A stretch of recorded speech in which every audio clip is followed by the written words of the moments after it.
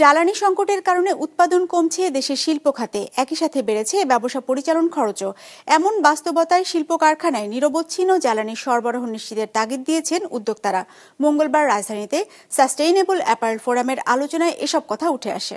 250-টিরও বেশি design option নিয়ে Walton smart fridge, বোঝে আপনার প্রয়োজন।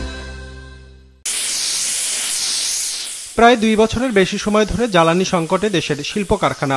বাংলাদেশ চেম্বার অব ইন্ডাস্ট্রির তথ্যমতে জ্বালানি সংকটের ফলে সম্প্রতি দেশের প্রায় 200 শিল্প কারখানার উৎপাদন কার্যক্রম পুরোপুরি বন্ধ করতে বাধ্য হয়েছে। বন্ধ হওয়ার পথে প্রায় 300 কারখানা। এমন অবস্থায় দেশের জ্বালানি সংকট মোকাবেলায় নবায়নযোগ্য জ্বালানি ব্যবহার বাড়ানোর কথা উঠে আসে আলোচনায়। রিনিউয়েবল এনার্জির রোডম্যাপ, যেটা 2040-এ গভর্নমেন্টের কমিটমেন্ট বা আমাদের ইন্ডাস্ট্রির কমিটমেন্ট, এগুলোকে ম্যাপিং করার জন্য যে পলিসি সাপোর্ট দরকার, সেই পলিসিটা আসলে কিছুটা হলেও সেখানে আমি মনে করি আরেকটু ফোকাস করা দরকার আছে।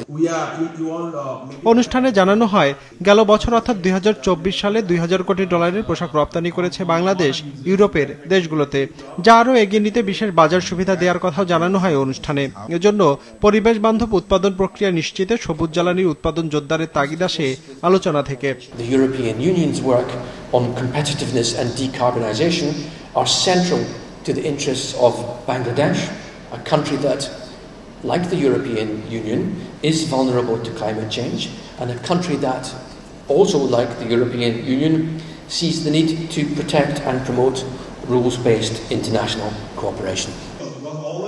এ সময় শিল্প খাতে জ্বালানি সংকট নিরসনে অর্থনৈতিক অঞ্চলে অব্যবহৃত জমি ব্যবহার করে সৌর বিদ্যুৎ উৎপাদনের কথা জানানো হয় সরকারের পক্ষ থেকে। Bangladesh is a very landlocked country, and finding a good piece of land to do solar project has been the biggest challenge in solar industry. So what we're trying to do is all these unused lands that we know that are not going to be industrialized in next 10 to 15 years, we're going to give them out to do solar projects. There's one pilot that's being worked on in the National Economic Zone near Chittagong, and hopefully you will see some material progress in the next 3 to 6 months on that.